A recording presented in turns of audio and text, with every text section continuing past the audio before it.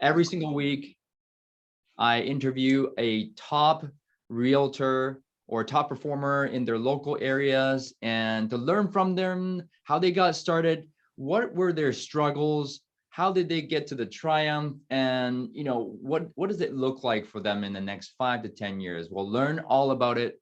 Mr. KJ Kelly Johnson from Indiana, welcome. Alrighty. Thanks, John, for having me. Appreciate it, brother. Dude, you're a beast. This year, I just want to acknowledge you for sure. This year, you're at 91 closed and pending. And guys, this is a individual agent with one assistant, no buyer's agents. All right, like this man is an absolute beast. So, but let's back it all up. How did this all start, Kelly Johnson?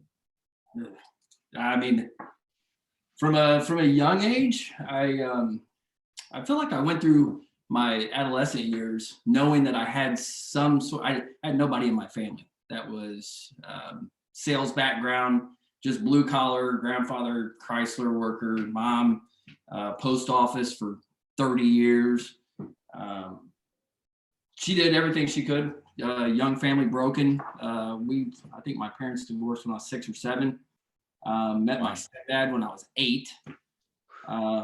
But for the most part, I always had, like, it was interesting. My dad would always, if I ever wanted a new dirt bike or something like that, couldn't buy anything new. So we had this thing called the trader paper. And inadvertently, I look back on these experiences where I would make phone calls, cold calls to people that had ads in the paper and would make deals with them, dirt bikes or whatever. So that was kind of my first, like, not thinking that, like, oh man, I want to be a real estate agent one day, or I want to be in sales one day. Just one of those things that happened. And then other little small things like buying and selling stuff from Sam's Club and selling it at school, tear jerkers, stickers, bars, things of that nature. So I always kind of knew in the back thought of my mind that I had sales in me, had business in me, had a mowing business at 13 years old. Whoa. But and my stepdad, when I started that, he made me stick to it. I mean, it was like, you signed a contract with all these people. And I'll even give a little on my stepdad. He wasn't even a huge business guy himself, but he had, set some good principles in me. And for the most part, did a couple of years of mowing grass and things of that nature. Well, then that took me, mind you, I grew up in a trailer park. I mean, mom and dad did what they could. It was kind of the extracurricular stuff. We could have lived in a better home, but we wouldn't have had the better lifestyle. So it's kind of just looking back on it, she did what she could, but there were so many different things that I learned while I was growing up in that culture, in that atmosphere. Right. I mean, no skinny kid likes getting beat up when they get off the bus, No. One of those things. But went through all those different deals, decided after graduating high school, military was my best option. I went to IU for 1 semester, failed out, was terrified, telling my mom that I failed out and that we were going to have to pay that bill regardless. And my stepdad's family was all prior Air Force folks. So I had the opportunity just to be influenced by them. And they tried to actually get me to do the Air National Guard, which would have kept me local here in Indianapolis. And I thought, for me, if I was going to do this, I was going to do it at a big scale. I took off and explored the world. Loadmaster, had a great career. But I will say that during that 6-year stint in the Air Force, I was introduced to a multi-level marketing company called Amway. Yes. That's where the bulbs really came on, because like my adolescent stuff, like doing the phone calls with dad and all that stuff through the trader, doing dirt bike trades and selling tear jerkers out of my bag and all that stuff. When I got into that, I never made a lot of money with it, but it was the experiences, the books, 5 Love Personality Plus, How to Win Friends and Influence People, Augmentino, absolutely, everybody that we're influenced by these days. And for the most part, I had a crossroad at my 6-year mark in 2007. where I thought I was going to leave the enlisted side and go to the commission side and fly. It didn't happen. Long story short. So I was sitting in my office. I was in a 6-month kind of peculiar point. At that time, I was supposed to be going to flight training. My class got cut, which I got cut. And then they wanted me to re-enlist. I didn't really want to re-enlist. I wanted to go commission. I wanted to fly. And I just felt like that wasn't going to be an option because of my age. I was 27 at the time. So at the time, the girl that I replaced in the Air Force Honor Guard, she come in the office. I kind of owe my the real estate career to her. But she walked in, I replaced her, and about 3 months after I replaced her, she came back in. Her husband still worked on base. And she came in and she showed me a check. I was like, $16,000. That's like impressive, but that's all mind you, we're as an E5, E6 in the military, we're making 40, 50,000 a year. Yeah. And when she showed me that check, I'll never forget. I said, that's what you've made in the last 3 months. And she's like, oh no. She's like, that's one check. And that kind of, and how did you do it? All the feeding questions. And she even, like, when those people believe in you more than you believe in yourself or see something in you. Yeah. I mean, how many opportunities have we seen or heard somebody come to us and say, you should try this. And we just never did it.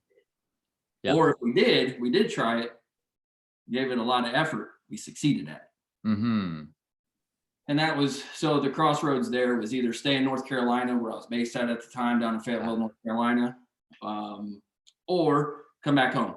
And my ex-wife and I, we decided to come back and pursue a career in real estate. And that's really, that's my main start.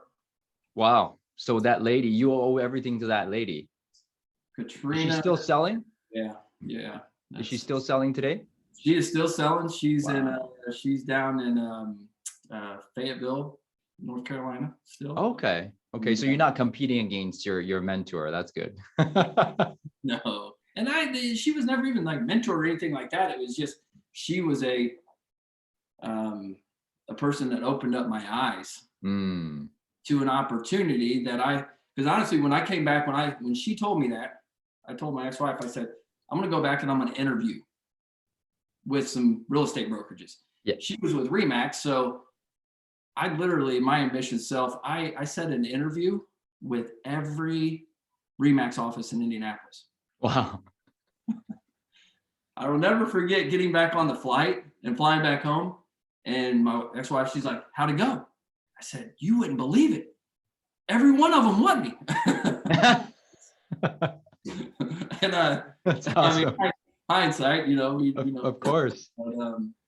But I ended up landing a spot at a Remax office here in town, and actually was with them up until about 4 months ago. But I stayed with the Remax brand. They closed their office and went with a different brand, kind of similar. Oh, really? So interesting. Wow. Yeah. Okay. So tell me more about the start with Amway and how that, influenced your sales skills as you started, because in MLM, you're dealing with a lot of, stigma. I think worse than being a real estate agent or realtor, like the network marketing stigma. So once you get over that, how did that contribute to your sales skills as you started real estate, do you think? Great question. And I think it's the relationships, and there's still 3 of those top mentors that I was really close with. I mean, this was a 2-3 year process. Honestly, kept my marriage together at one point through the military, and kind of gave me something to look forward to coming home. And the failure part of the Amway system was I constantly deployed. I was never home, and it was hard to build. It's like building a real estate business when you're deploying every other month. It's not possible. But those relationships, they're we used to have a term called showing the plan. That's your listing presentation. That's right. That's right. So you had that kind of structure going into real estate. You knew to prospect, to lead gen, and then to follow up and to set an appointment and to show the opportunity, right? Just like listing presentation. So you kind of had an idea. So it definitely helped you with the mindset coming into real estate. Now, did you come out of the gates 2007, just started crushing it, or was it more of a grind to start?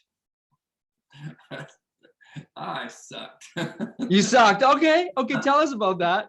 I mean, and it's, and we can all say, I've been doing this for 15 years now. Had the great fortune of meeting people like you. And, early on, I think my first year in the business, I did 20 transactions, maybe less than like 15. No, wait, hang on. That's not called sucking. That's called crushing it in our first year. I mean, come on. Who does 15 transactions their first year out of the gate? Rare. And I will say that, and I would have to go back and look at those now. I don't remember. I know I averaged one a month. One a month. Okay. Okay. I remember my first two deals. Hell, one of them showed up to closing and never closed. That's one of them showed up and somehow or another, and it's a long story short, but had somehow acquired the earnest money and disappeared. Wow. You got that out of the way early in your career, right? Like, I can tell you, we all have stories and just like, what the heck? But yeah, there's the first five. So my first 2-3 years in the business, I did it solo. There was a gentleman that I became connected with randomly in my office. He was never in the office. He was an REO guy. So in like 2009, I got linked up with him. Seen some things about him that were because my brother's diabetic, and we seen the early stages of that, before he got on insulin and stuff like that, tired and stuff. And I told Mark, I said, you come into the office and you fall asleep. I said, have you had your blood checked or anything like that? He ended up taking about a year after we met, he took a 2-week trip to Disney World, took his family. He was a former asset manager for HSBC. So he was getting just fed listings, Oh, wow. Just HSBC he was the only guy pretty much in Indianapolis area getting listings. And he got diagnosed with leukemia. Oh. And ended up, after that trip to Florida, he never came back. And for about 6 months after he had passed, I'd helped his widowed wife, transition out to San Diego and whatnot. And that was huge. That was a huge time for me because he set it up where HSBC stayed with me. Oh, wow. Well, then I started going to Rio Con and all those different conferences and expanded. HSBC, Citi, Deutsche, Chase, Bank of America. And there became a point after about 3 years of that. So fast forward to July 2012, I told my wife at the time, I said, if one more of these asset managers, because the turnover was so great, said one more cusses at me, I'm out. I'm done. I didn't sign up because the initial group of asset managers that I had worked directly with Mark. Right. And I earned the privilege to get in those other companies through the relationships and going through those conferences. And with that, it was, that wasn't what I felt like my presence was better local. So there was a guy do you ever know the name Tom Ross? No. Big T. He's a Mike Ferry guy. He ended up getting me connected in the MFO system. And that's where I always say I can do a lot more deals. I feel next year I'm going to push for that 100 deal mark. Right. Put the effort, energy. I just hired a staff member to help get there. So that'll be 2 admin and myself. She'll serve as she's licensed, but at the end of the day, I think what coaching has done for me is made me a lot more efficient, meaning I have a pretty good lifestyle as far as income and time. I grind like everybody does every day, prospecting, things of that nature. But that's what feeds the business, as we both very well know. Yeah. So I think, coaching is crucial. You and I met there at the Mike Ferry retreats, and we all know that Mike pushes us, right? But beyond the efficiency and beyond the accountability, how has coaching and mentorship really helped you catapult your business? I mean, you were doing, 12, 15 transactions, and then it obviously jumped, right? So from 2012 to getting in coaching, what did that look like for your transaction amounts? I would say, so for the last 10 years, the last 5, I haven't done anything less than probably 65 deals. Wow. Single agent, guys. Remember, single agent. Yeah. And that's keeping myself out of the admin side. I've always, that was one of the hardest things for Coach Larry back in 2013 and 14 when I was building the business, is once I got to that 40 pinnacle, he said, look, we can keep doing 40. You can still keep yourself in the admin, and we'll keep the coaching the way that it is. But if you want to go to 60, 70, you're going to have to hire somebody. Right. Leap of faith. And in the business, and that's where this is going to be the first time for me that I've had 2 staff members, 2 payrolls. That's intimidating at any level, going for as business owners to put ourselves in a position on blind faith, knowing that blind faith, if I continue doing what I'm doing, but I hire one more person to take some of the activities off of my plate, it'll give me more time to leverage on, even if I am only working 30, 35 hours a week. So what is that mindset, going from, 40 deals yourself and then hiring that assistant and then going to 65 deals? That first jump, can you tell us about the thought process? Because myself, I know I was scared shitless, like, okay, I'm accountable for this person. Now I got to pay this person. If I don't prospect and make money, this is not going to work. I'm going to go broke. What was your thought process with that first jump? Great question, John. And that's something that Larry and I just spoke about with this hire. Right. Implementing this hire is that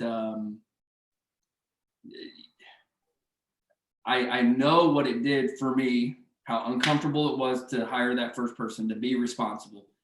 I think we all, as human beings, we are triggered and motivated in different ways. For all the ladies on here, don't take offense to this, but I sometimes feel that I am kind of geared like a woman in the sense of security. But it also breeds complacency too. Right. So in the bank or some passive income coming in, I don't have to prospect today. Right. Whatever the case is. But for me, I am motivated to the 10th by fear. By fear, right. Fear. So by bringing this next person on, I know in my mind what I have to do. And out of fear, I will do it. Gotcha. Out of fear. Not for a goal, it's to not disappoint. I'm an expressive person. Not disappoint. So we talk about this all the time. We're either motivated by fear, right, and pain, or motivated by pleasure. I would say 99% of people, like, this is what I think, go to avoid fear and pain, right, to produce results. And I think you're just the same. But tell us, when you hired that first assistant, how did that improve your production the first year? Again, I would have to go back and look at the numbers. This is a good challenge for me, just to we can have this conversation later on. But I would say, I mean, I was doing a lot of transactions by myself at the bank with my ex-wife. She was doing some admin stuff, BPOs, stuff like that. We knew how to generate a lot of transactions, but I was not making much money at all. And again, getting cussed at. The difference is coming local, having that admin in place.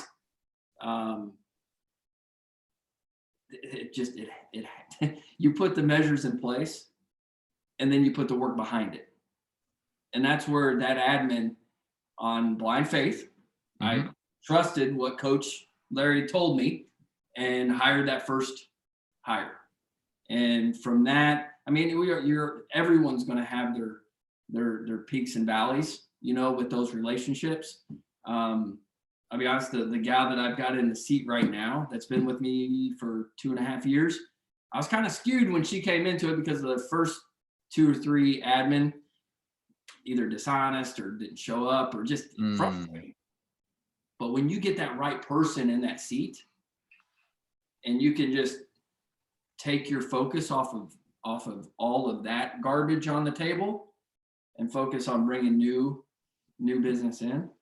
It just that's the same point that I'm at right now. It is like, oh God, I have to, and that's where Coach even told me that too. Is he said if you're not putting this new admin in for just fear's sake, you know, to make yourself fearful again and have to push and drive, do it from a standpoint of just getting over a goal, 100 transactions, that pleasure side. Awesome. Yeah. So guys, it wasn't just one hire to get to this point. You know, Kelly went through a couple of hires, which is normal. You know, you're going to have people come, you're going to have people go. I was lucky enough that my first hire, you know, is still with us and she's amazing. But most people go through 2 or 3, but don't give up. Keep hiring and, you know, just keep evaluating your business, right? So at this point now, 91 close and pending, you're like, I want to get to 100. But you told me something the other day, and I remembered. You said, John, I'm debt free. I am debt free. Why do I need to go and grind for more? Sure. And for me, getting around the relationships of Aaron Novello, creating, you know, we talk, I'll have a call with him with a group of 8 or 10 after this call today. And they, if I'm saying this right, they're, you know, rich people don't put as much time or emphasis on their time. You have a large bank account, but don't know time. Wealthy people, not rich people, wealthy people appreciate the time. Time aspect. And that's where we know from a longevity, like we were talking about the why yesterday, and having my why and having, you know, in the next 10 years, I'm 40. So by 50, want to have X amount coming in residual. And that number for me is 40,000 per month coming in, which is in my mind right now, it's a 10X goal. Absolutely. But it's achievable as long as you put in that game plan. So really it's going, your why now is going towards from being rich to being wealthy. And rich is you make a lot of money, but you have no time, guys. But wealthy is you have the money and you have the time. That's your why. Yeah, 100%. Gotcha. So is that the goal then in 5 to 10 years? Do you see yourself still selling real estate and having that residual income, $40,000 a month? Or do you see yourself completely retiring from production? It's a lofty question. I mean, I've got a 13-year-old daughter that has shown some interest in the business. I think, you know, right now, I think I'll always be in the real estate sales business. This has been a huge opportunity for me. The amount of people that I get to meet on a daily basis, if that's from a cold call or if that's servicing my COI past clients. And that's the goal is to create that passive income with what we're doing right now. And, you know, we'll see at the 10-year mark, have this conversation again. Hey, where are you at? If I'm at half, I still got some work to do. Right. But even if I'm at half, I mean, that's well off. That's wealthy right there. Yeah. Man, I can't wait for us to have another conversation or follow-up conversation to this 5 years from today. I'll be 47 and you'll be 45 and we'll have some fun. Sure. So you said, I do want to talk about this. You do have a 13-year-old daughter. You are married again. How are you balancing with, no, sorry. Okay, girlfriend again. How are you balancing family with such an intense prospecting schedule, going on appointments, you know, grinding and all that? Well, that's the great thing that we get taught. And you know this just as well as I do, is the prospecting gives us the power to control our schedule. And I don't do many appointments. I usually have my daughters Thursdays and Fridays. I don't do any appointments after 3 o'clock on those days. Nice. I have her every other weekend. And just the prospecting gives so many opportunities. I always say in this business, there's 3 things and 3 things only that we can control. And I tell every client this: communication, honesty, connection. That's it.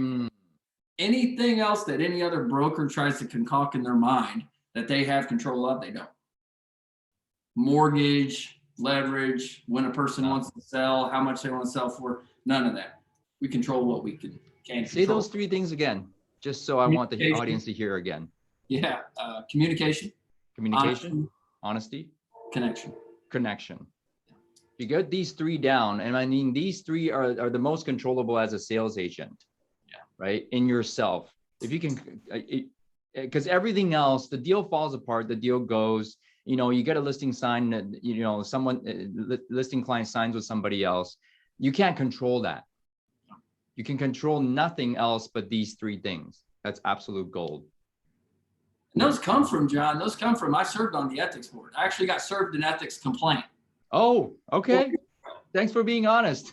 Yeah. I mean, it was a minor deal, you know. I will say to all the audience, if you have admin putting together pre-listing paperwork, never call another agent a part-time agent. Don't ever do that. That's great advice right there. Don't do it. Don't do it. That's great advice. Which then gave me the opportunity, and I couldn't do it obviously when we were on our probation, but after that I sat second chair to the board, listened in. Didn't really weigh any opinions or anything like that or any judgments. But what I learned in that experience is those first two things, honesty and communication, are the 2 most lacked parts of this business from our real estate comrades. Thank you for being honest and truthful about real estate agents. And guys, honesty. All right. Integrity. That's what it's all about. So Kelly, thank you so much for what you've just shared. How about one last piece of advice for our audience to really finish strong for 2021? Jesus, put me on.